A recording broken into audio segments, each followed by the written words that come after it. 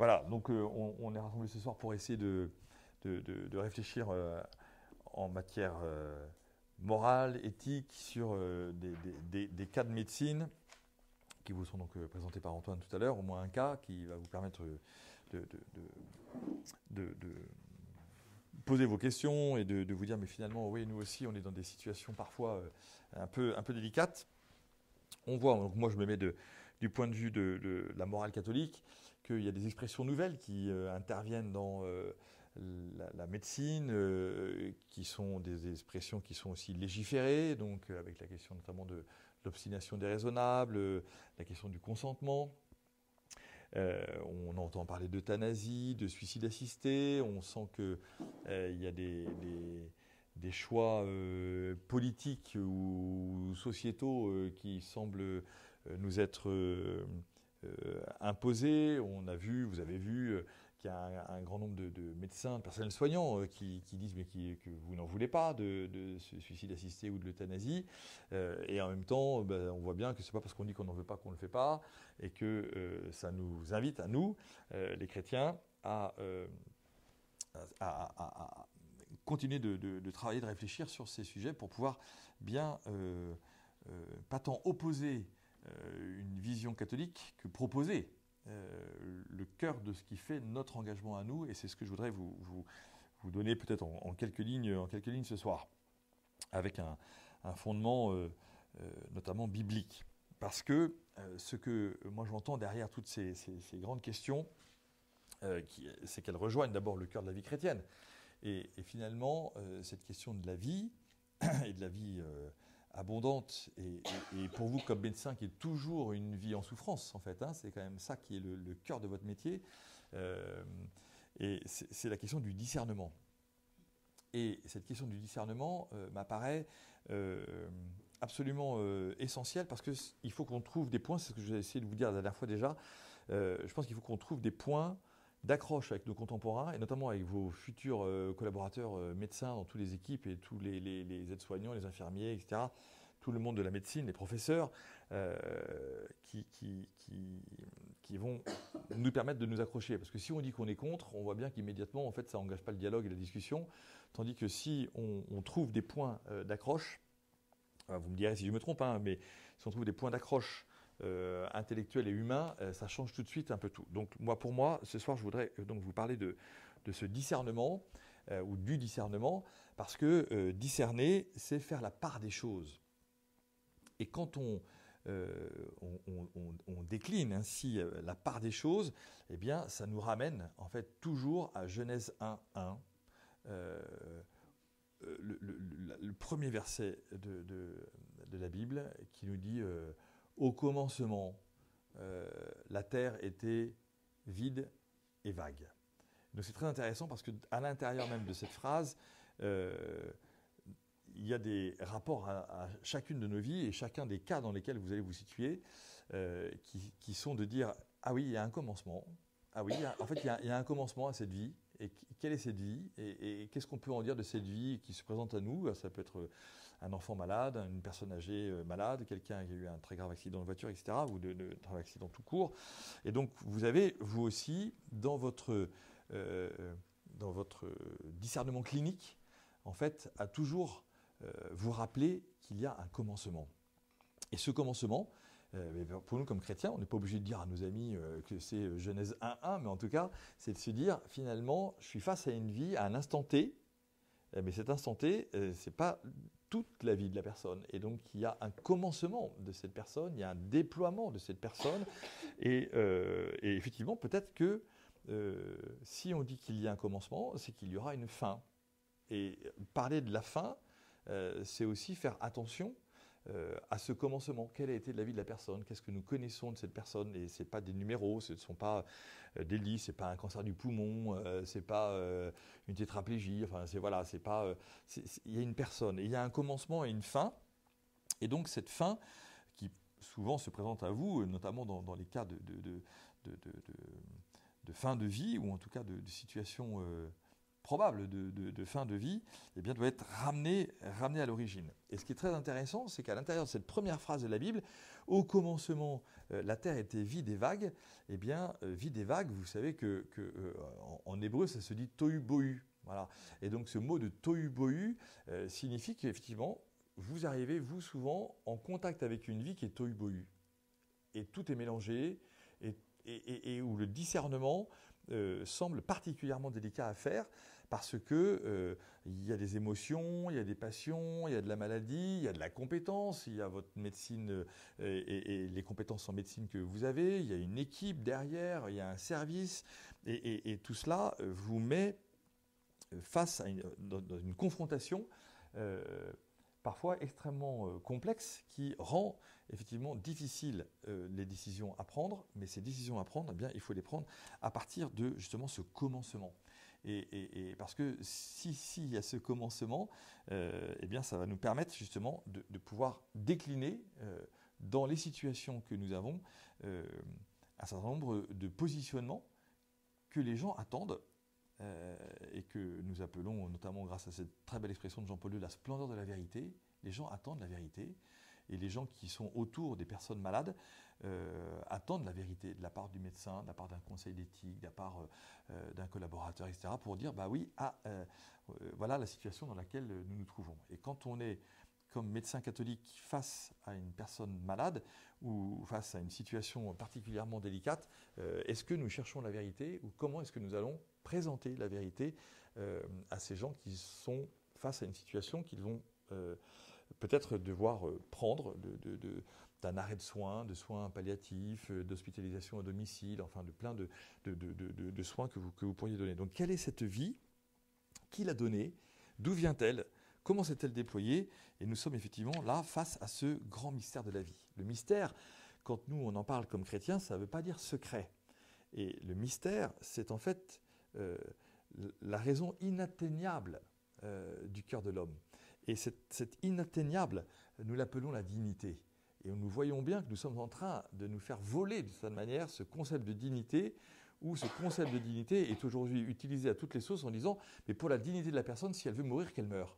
Pour la dignité de la personne, nous pouvons décider si elle meurt dans la dignité, ça ira. Et on voit bien qu'on n'arrive pas à s'entendre sur ce mot de dignité.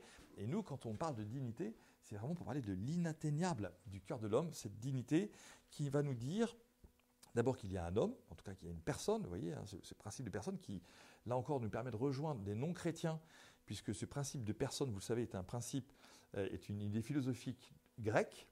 Persona, c'était les gros masques que les acteurs portaient dans les théâtres avec des grosses bouches là pour que leur voix puisse être entendue. Donc qu'est-ce que nous entendons et qu'est-ce que nous permettons que chaque homme, chaque personne puisse dire dans cette situation, y compris dans cette situation de souffrance et parfois avec une incapacité à pouvoir s'exprimer, mais où vous savez, vous repérez quand le corps est en souffrance, quand la personne ou la famille autour est en souffrance, etc. Donc là, on a la dignité de l'homme, on a la dignité de sa condition, et puis cette dignité de sa vocation.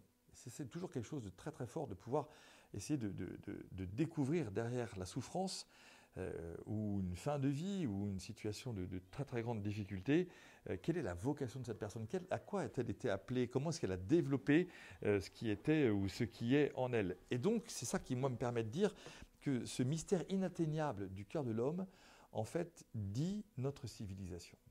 Ça dit notre civilisation. C'est-à-dire que nous ne sommes pas dans un cas par cas, mais nous sommes dans un regard sur la civilisation. Que voulons-nous dire comme médecins catholiques sur la civilisation dans laquelle nous nous engageons par un serment à promouvoir la vie sans cesse. Et donc, pour bâtir cette civilisation, c'est là qu'on peut aller tout de suite en Genèse 2, 3, 4, enfin 1, 2, 3, 4, 5, là, dans ce principe de la création, où, eh bien, immédiatement, pour pouvoir faire la part des choses, pour pouvoir discerner, que nous dit la Bible? Eh bien, qu'elle sépare.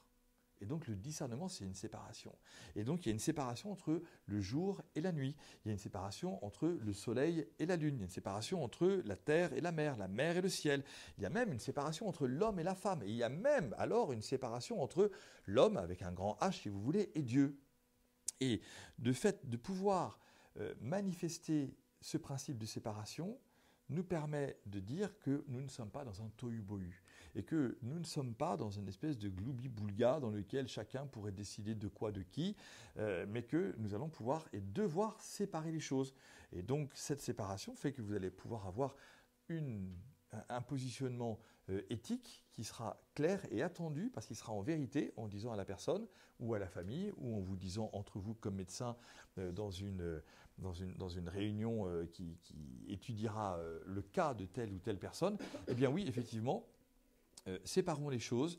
Il y a des passions, il y a des désirs, il y a des projets, mais il y a une personne, il y a une famille, il y a des choses qui sont engagées, il y a des frais qui sont engagés. Tout ça, ça peut se dire, voyez, et tout ça, ça peut être justement une très très belle occasion de ne pas tomber dans le tohu-bohu d'une situation où la souffrance, en fait, nous le voyons bien, altère notre raisonnement. C'est ça qui est extrêmement important. C'est que face à la souffrance, nous devons avoir, même comme médecins, l'humilité de reconnaître que, puisque personne n'aime la souffrance, il y a en nous une altération de notre jugement et que ce jugement doit donc être confronté à d'autres. Et cette confrontation à d'autres est le signe d'une intelligence d'une situation dans laquelle nous nous trouvons et pour laquelle ce n'est pas moi qui ai la solution, mais une équipe qui va essayer de trouver le mieux possible, le meilleur possible, ce que nous reconnaissons comme beauté pour chaque personne.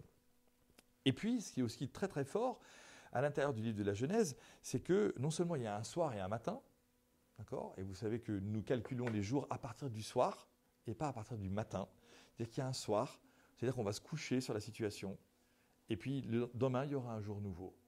Et donc, le fait de pouvoir présenter cela et nous le rappeler à nous aussi, c'est de nous dire, mais finalement, oui, il y a un soir et un matin.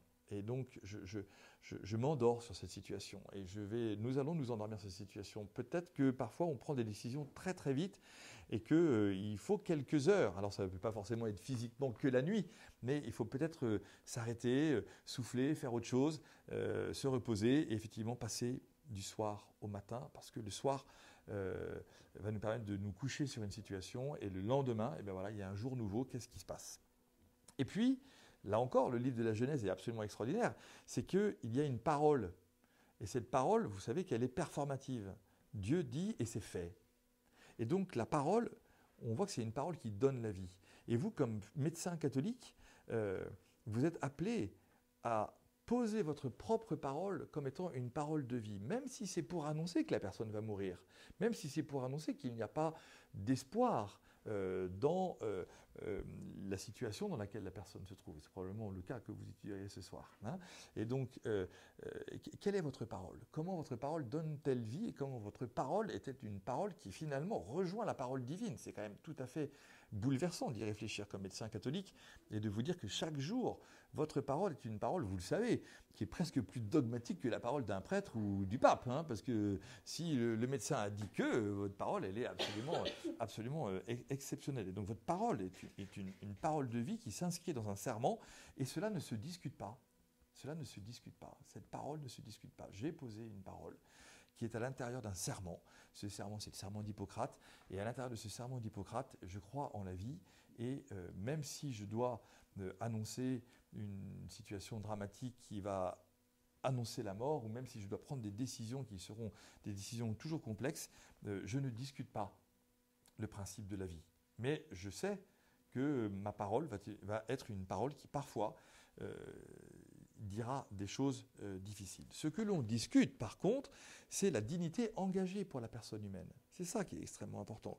Parce que il peut y avoir de l'obstination dans la passion, il peut y avoir du déraisonnable dans la souffrance. Et là, quelle parole est-ce que vous donnez dans ce que vous voyez?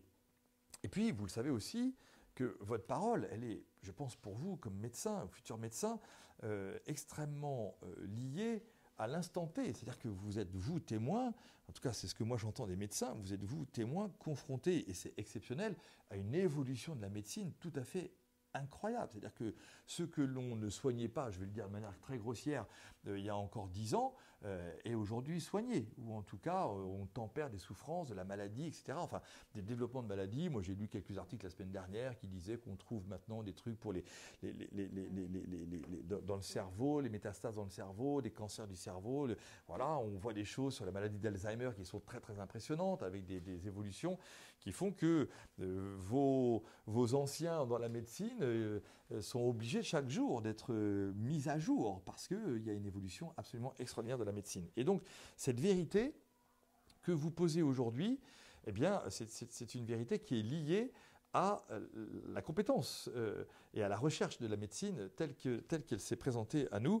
Et donc, vous voyez bien chaque cas est unique et qu'en même temps, chaque cas unique est à l'instant T, aujourd'hui 2 juillet 2023, décidé par rapport à ce que la médecine sait et ce qu'elle peut proposer et ce qu'elle va parfois imposer pour la personne. Mais ça requiert, vous le savez, beaucoup d'humilité. Parce que c'est là qu'on trouve la vérité de notre humanité. Et cette vérité de notre humanité, c'est que le médecin n'est pas Dieu, c'est pas vous que je vais l'apprendre, et que cependant, il est attendu par les malades et les vivants qui l'entourent pour son humanité. Et moi, je trouve ça tout à fait magnifique quand j'entends des gens me dire le médecin, il n'a pas sauvé papa, mais ce qu'il nous a dit, c'était magnifique. Il a pris le temps, on sait bien qu'il est débordé, qu'il a des dossiers, mais il nous a reçus dans son bureau, il nous a offert un café, il nous a regardé dans les yeux, il nous a dit voilà la situation, il nous a parlé clairement, il a expliqué des situations qu'on n'avait pas du tout comprises. Et pour nous, jamais on n'aurait pu imaginer qu'il y aurait des complexités comme ça. Il nous a dit des choses avec des mots qu'on a compris et pas avec des mots de médecins qui, entre eux, on le voit bien, ont la capacité à pouvoir dire des choses un peu comme nous les prêtres. On est parfois en mode théologique, clac, on se prend du De Trinitate de Saint-Augustin et puis on se le convoque avec Saint Thomas d'Aquin et puis on met Balthazar là-dessus et là vous êtes déjà perdu avec ce que je viens de vous dire en 3 secondes. Vous voyez, et c'est normal. Mais entre nous, on peut se dire des choses sur un niveau de compétence et de connaissance que chacun est apte en tant que médecin ou que personnel soignant à pouvoir reconnaître, mais vous voyez bien qu'en fait, il faut faire du décryptage toute la journée et de la vulgarisation toute la journée pour dire, ben voilà, en fait, votre papa, aujourd'hui, sa situation est grave. Et la gravité de cette situation me fait devoir vous dire des choses dans les décisions que nous allons devoir prendre ensemble. Et c'est ici, une fois encore, j'avance un petit peu, que comme médecin catholique, je voudrais pouvoir développer avec vous une espèce de théologie du Saint-Esprit pour le discernement, parce que le Saint-Esprit, nous dit saint Paul, vient au secours de notre faiblesse. Et un médecin catholique qui n'invoque pas le Saint-Esprit, en fait, se retrouve assez rapidement seul dans une position de parole qui va penser dépendre de lui. Mais si vous faites intervenir la troisième personne de la Trinité, eh bien vous allez voir immédiatement que vous ne serez plus seul, ni dans le jugement, ni dans le regard, ni dans l'écoute que vous donnerez à d'autres médecins qui vous diront « Ah mais oui, mais en fait, pourquoi tu n'as pas fait ça ?» qui viendront vous donner des choses, avec un aide-soignant qui vous dira une toute petite phrase sur la manière dont la personne à 3 heures du matin a réagi dans son lit avec un médicament dont vous saviez qu'il y aurait un effet 3 heures plus tard. Enfin, vous voyez, des choses comme ça qui moi, me semblent extrêmement importantes. Et donc, quand le médecin catholique, quand vraiment il est celui qui invoque le Saint-Esprit, eh ben, il se met face à la vie, il se met face à cette énergie divine. Vous savez que Esprit Saint en grec se dit dynamo. Voilà, c'est tout ça très très beau. Enfin, je trouve qu'on a retrouvé ces mots et ces mots anciens.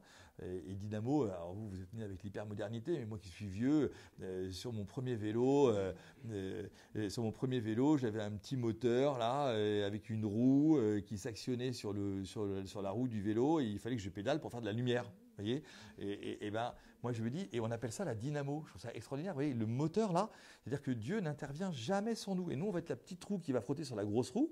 La petite roue, c'est vous le médecin, avec la grosse roue qui est le mystère de la vie qui se présente à vous. Mais il y a un petit moteur au milieu là. Donc moi, je ne sais pas comment ça marche du tout. Il paraît qu'il y a une bobine, un truc avec du câble, je ne comprends rien. Mais en tout cas, on me dit, voilà, si je pédale, je vais donner de la force. Et cette force, elle va entraîner quelque chose, créer quelque chose, une lumière qui va faire que je comprends que je suis porteur d'un message par la compétence que j'ai acquise. Et cette compétence acquise, c'est une compétence que vous mettez au service des gens par les talents, l'intelligence, le déploiement, votre recherche, votre humanité. Et c'est là que vous comprenez que le médecin, en fait, est porteur d'un message. Les gens savent très bien que papa va mourir. Les gens savent très bien qu'il y a une situation de très très grave accident. Et donc vous êtes porteur d'un message. Et message, vous savez comment on dit message en grec? Ange. Ange. D'accord?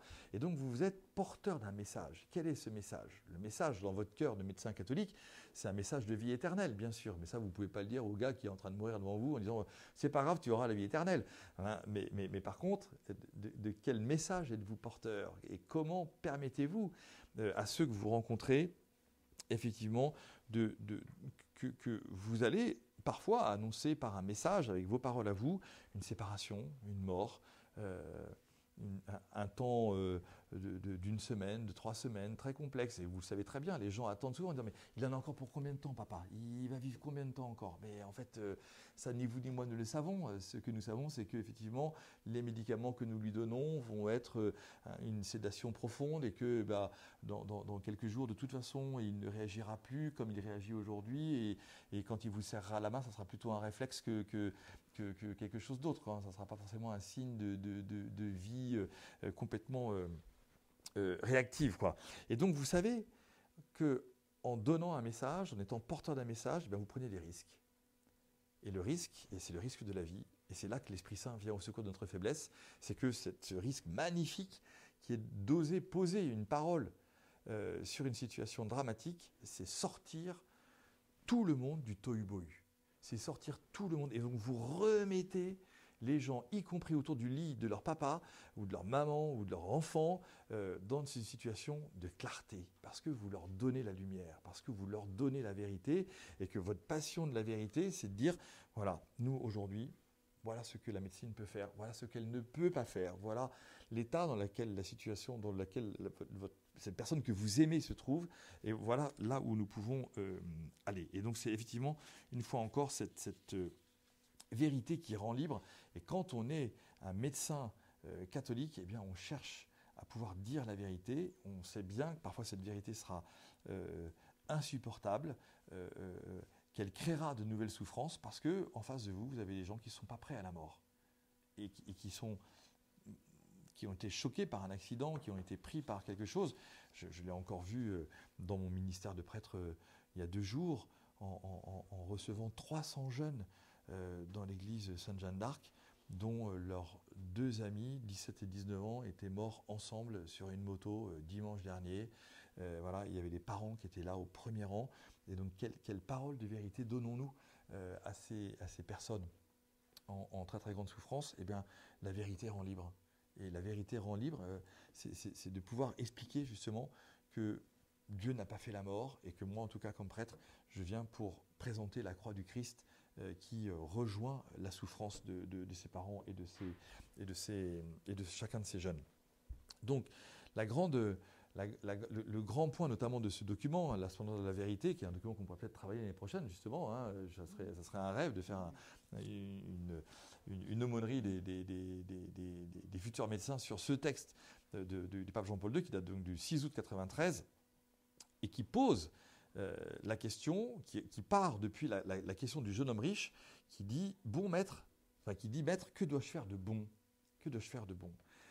Et moi, je trouve ça extraordinaire de la part de Jean-Paul II, qui a été tellement décrié avec ce texte, qu'il ose mettre un de ces documents majeurs de son pontificat et de son magistère à partir d'une question. Que dois-je faire de bon ? Je n'ai pas la réponse. Je ne suis pas là en train de me positionner comme celui qui a la réponse. Et je dois toujours pouvoir entendre qu'il y a cette question, que dois-je faire de bon ? Que dois-je faire de bon ? Parce que la question annonce un dialogue. Et le mot de dialogue, vous savez que c'est le mot qui a été choisi pour le Concile Vatican II, pour présenter le rapport de l'Église au monde. Donc nous ne sommes pas des sachants, nous sommes des dialogants, nous sommes des questionnants. Et tant qu'on sera dans un monde qui acceptera le dialogue et le questionnement, eh bien on comprendra qu'à l'intérieur d'un dialogue, dia, logos, eh bien, il y a des paroles qui sont séparées. Et que ces paroles séparées ne sont pas des paroles d'antinomie, ce n'est pas des paroles d'opposition, mais que cette séparation nous permet de nous rappeler Genèse 1, où effectivement il y a une séparation entre le jour et la nuit, entre l'homme et Dieu, entre le soleil et la lune. Et donc il y a une séparation, il y a un dialogue entre la certitude et le doute. Et vous, en permanence, comme médecin, vous savez de manière certaine que tel médicament va entraîner telle conséquence chez telle personne. Et parfois, il y aura aussi des doutes, parce que parfois vous direz, mais est-ce que c'est cette dose-là qu'il faut donner? Est-ce que c'est maintenant qu'il faut le donner? Est-ce qu'on n'est pas trop tard pour pouvoir le donner? Bon. Et puis, vous allez du coup permettre qu'il y ait toujours cette question, ce dialogue entre la foi et la science. Et vous serez, vous, comme médecin catholique, toujours entraîné à un questionnement majeur entre la foi et la science. Mais qu'est-ce que dit Dieu là-dedans? Et puis, vous aurez aussi, bien sûr, ce questionnement permanent entre le médecin et la famille, le médecin et les gens qui aiment la personne en souffrance, pour toujours engager ce dialogue qui dit la dignité de chaque personne. Et la réponse de Jésus, vous le savez, c'est la réponse des commandements d'abord. Donc Jésus donne la réponse claire et nette en disant il y a des commandements, suis les commandements. Et le jeune homme répond je les ai suivis les commandements. Que dois-je faire de plus pour que tout ça soit bon? Et c'est là que Jésus lui dit vends tout ce que tu as, donne-le aux pauvres, puis viens et suis-moi. Et ça, c'est bouleversant de voir qu'en fait, même à vous comme médecin, même à moi comme prêtre, le Christ dit quitte tout, pour que la question puisse demeurer. Quitte tout, et sauf que la difficulté, c'est que cet homme va quitter le Christ. Et donc, nous dit Jean-Paul II, à l'intérieur de son commentaire de cette méditation sur cette parabole, ou cette histoire de la rencontre, c'est qu'en fait, on voit qu'aujourd'hui, on est en train de quitter le bien absolu. Et qu'on se retrouve dans une situation de civilisation qui quitte le bien absolu. C'est-à-dire qu'on n'a plus le droit de présenter le bien absolu de la personne, de la dignité de la personne. Et même notre question du dialogue, aujourd'hui, semble être refusée, alors que pour nous, ce dialogue, c'est un bien absolu. Parce que c'est la possibilité de poser des questions. Et donc là, ce que Jean-Paul II dit, c'est qu'il y a un appel profond de l'homme, de tout homme. C'est la vocation de l'Église, d'ailleurs, dit-il, de révéler ce bien absolu qui est le Christ à notre humanité. Je termine. Permettre que l'homme soit toujours un homme, même malade, même en fin de vie, c'est permettre le questionnement permanent qui autorise la parole, qui autorise le discernement. On ne donne pas la mort. On est témoin parfois que l'homme est fini, c'est-à-dire qu'il est dans une finitude et qu'il s'approche d'une finitude de sa vie terrestre. On est aussi témoin que la médecine est finie. Et vous savez, comme médecin, qu'il y a une finitude à la compétence que vous avez. Notre travail en éthique exprime donc sans cesse la beauté du questionnement. Que dois-je faire de bon? Ce qui est bon, c'est de te questionner. Et donc, si tu doutes que ta vocation soit aujourd'hui d'être médecin, c'est bon. Si tu penses qu'aujourd'hui, tu n'es pas fait pour être médecin, cette question est bonne. Si tu es en difficulté relationnelle, c'est normal. Et tant que tu garderas ce questionnement, tu ne seras jamais un sachant, tu seras un serviteur d'une humanité en souffrance. Et tant que tu garderas en toi ce questionnement en disant « mais est-ce que je suis à ma place ?» En fait, tu permettras que la place te soit rendue par les autres, parce que c'est les autres que tu sers qui te diront que tu es à ta place. Donc notre travail vraiment est un travail pour cette beauté du questionnement. Les lois programmées sur l'euthanasie, sur le suicide assisté ne disent pas ce questionnement. Ces lois programmées programment la fin en décidant des choses et notamment de la vie telle que l'homme ne la veut pas. Ce que Antoine nous disait la dernière fois, finalement presque personne ne demande la mort. Les gens demandent à ne plus souffrir. Mais la réponse à la souffrance n'est pas la mort. La réponse à la souffrance, c'est l'accompagnement, c'est la non-solitude, c'est la communauté de vie. Est-ce que ce malade est ton frère? Alors vous le voyez bien comme médecin, toute la distance que vous devez avoir pour le juste discernement, pour ne pas être émotionnellement pris dans le soin que vous allez donner à telle ou telle personne. Mais fondamentalement, est-ce que c'est un frère ou une sœur que tu as en face de toi ou sur son lit qui ne parle plus, qui ne parlera plus, qui ne réagit plus? Ou bien est-ce que c'est un légume? Ou bien est-ce que c'est un rien? Ou est-ce que c'est fichu? Voilà. Et c'est à nous, c'est à vous de donner à notre monde cette espérance, ce regard sur la vie qui est en plus le regard du Christ Sauveur, parce qu'on nous dit dans cette page de l'Évangile que le Christ le regarda, fixa son regard sur lui et l'aima. Et on voit bien qu'aujourd'hui, dans cette grande réflexion éthique, la question de l'amour est en train d'être séparée radicalement en nous disant mais ne faisons pas intervenir l'amour là-dedans parce que sinon on va être trop engagé. Or en fait c'est parce que vous aimez que vous devenez médecin, c'est parce que vous aimez l'homme que vous devenez médecin, c'est parce que vous aimez la vie que vous devenez médecin. Et donc chaque homme que vous regarderez, eh bien aimez-le comme un frère, comme une sœur, parce que ce sont ceux qui vous sont donnés au cœur de votre vocation chrétienne de devenir les médecins et du coup de devoir prendre et faire des choix qui seront toujours des choix pour le bon, le bien absolu. Merci de votre attention.